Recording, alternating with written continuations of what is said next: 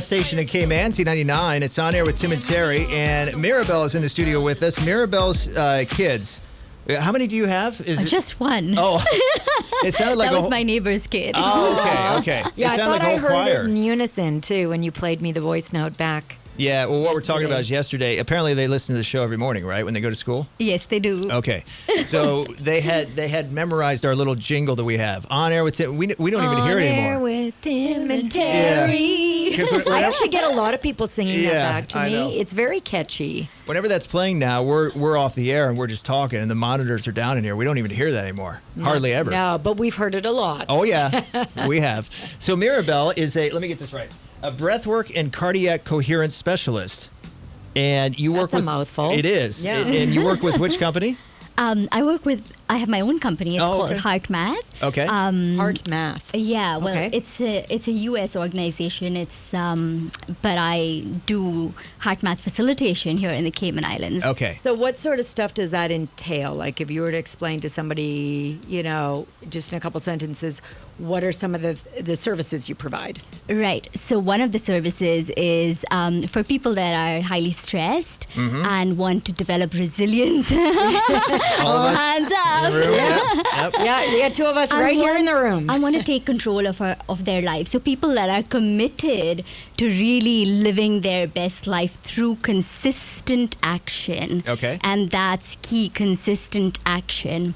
And we use biometrics, so I could plug you in and you would be able to see your heart rate variability. Oh, yeah. I've got a just I've like got a ring don't for get that. don't get My Teri HRV. started. Yeah, Right. Here we go. Yeah. So just like you can see on an Apple Watch or whatever, but this is more detailed and Yes. nuanced. And then we take you through a series of techniques. So what is your heart rate variability when you're just having a random thought in your head? You're just sitting, waiting to go on air, for example. Right. And then if I make you remember something that was painful for you, physically or emotionally, you would see how your heart rate variability immediately drops and you get into a state of incoherence. Oh, wow. Immediately, that fraction of a thought about something that disturbed you or is you're anticipating will cause you fear. Well, it throws off your focus right away. Absolutely. Your heart rate completely changes.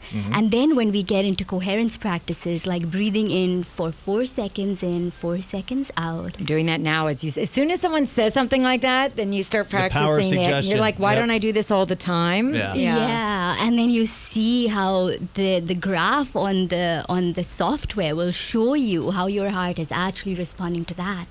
And then the last thing I'll say, and that's only one of the many techniques, is when we cultivate a feeling of appreciation or gratitude. Okay. And even in our lowest moments, we can do that.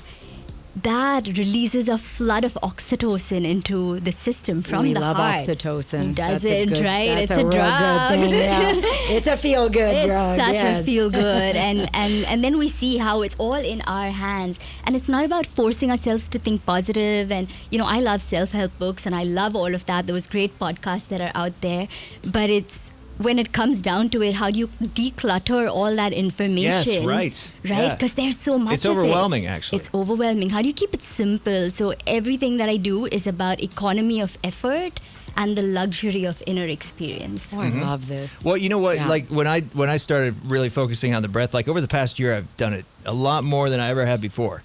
Even just walking the beach, I get myself into a rhythm where I'm watching the breath and I say a mantra along with it. But I'm watching it the whole time.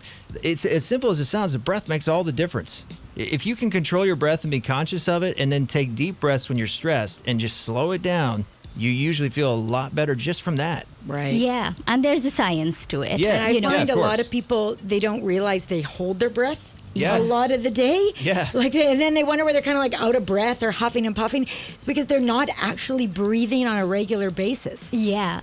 So breath is our primary fuel. You can live without food, you can live without water, but in every moment, you need breath to survive. Right. And as soon as we're stressed, what happens is, and stress can be just a perception. It doesn't have to be anything real. Right. It's just how we perceive something, right? Well, like fear is a form of stress, like fear Yeah. of the unknown. So something hasn't even happened yet. but you're stressing about what ifs. Yeah. And we're all wired also to have this fear because that helps us survive. And our basic biological mechanism is survival in order to thrive and reproduce. And so we just look at it from the perspective of biology. We don't start to judge our fear. We don't judge our insecurities. We don't judge, I'm not breathing properly all the time. I should be a better employee, mom, spouse, whatever. So many times we're stuck in sort of the narrative or the story of our trauma, or the story we tell ourselves about why we're not who we believe we could be. Right. This is a survival mechanism. It's great, but now it's inhibiting me. How do I switch from that sympathetic activation of fight flight, which is essential and wonderful, but it's just too much, so the cortisol levels are too high in the body. And then a lot of people suffer from things like panic attacks because they aren't using proper breathing techniques when the fear hits them or the anxiety hits them. And if you've ever had an anxiety attack, you feel like you're dying. Yeah. Literally. Yeah. Well, I've struggled with it for years, and the breath has helped me really get it under control. I mean, it's still there. It's just manageable. So so how does the breath play into all that then? Can you teach us, maybe all of us listening and us here in the room, like a simple technique when maybe we start to feel some anxiety creep in, or we start to feel like unbalanced, or our breathing isn't where it should be? Is there something we can do? Yeah, so I will say one thing. I'll just step back a moment to say these techniques are like anything else. You have to develop them because it needs a lot of muscles to breathe. And just like if you exercise and you try to run a marathon today, it's not going to happen. You have to build slowly because it's a skill. We're rewiring the entire system. So if I teach you a breathing technique that you can do, and I will, it's not really going to work for you because I'm sure everybody and their mother has told you, slow down, take a few deep breaths. Easier You've said heard than it done. before. But at that moment of anxiety, when the system is completely flooded with adrenaline, it's not really possible without training, or it's very unlikely that without proper, consistent, and I will overemphasize the word consistent training, that we're able to take ourselves, turn that switch on to go from the sympathetic fight-flight activation into the parasympathetic rest and digest. Well, the consistent, if I could guess, would be because it's got to become a habit. It's got to become second nature. So It has then to be something that you think what's about. a technique we can start to work on to help with the breathing techniques? Is there Right. So I would say just build it into your day. Build some breathing breaks into your day. So build breathing breaks. Well, I it's like like- this. Breaks. People go for smoke breaks. I'm going to build in breathing breaks. There's so much more. It's all different things. Exactly. If you look at your default coffee breaks, I'll do a breathing break, right? Beautiful, you got it, right? So we all have ways in which when our system is starting to get revved up and overwhelmed, we reach out for something for comfort. Right? And usually that's reach out to your phone, check what's happening. Just anything to distract the system from the overwhelm. You got reach it. out for coffee, go out for a smoke, like whatever, right? Everybody's got their own thing.